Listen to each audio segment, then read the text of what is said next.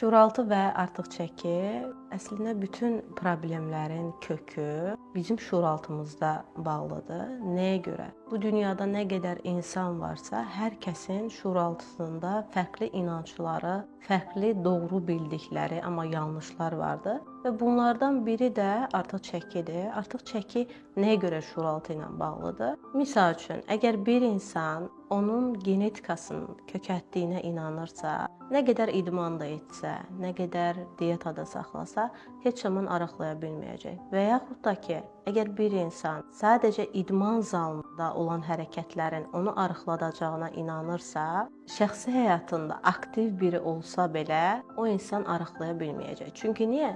Zehnində özünü inandırıb ki, sadəcə ya idman zalında arıqlaya bilərəm, və yaxud mənim genetikam artıq çəkilidir, mən də kök olmalıyam deyə. Zehin nəyə inanırsa, şuur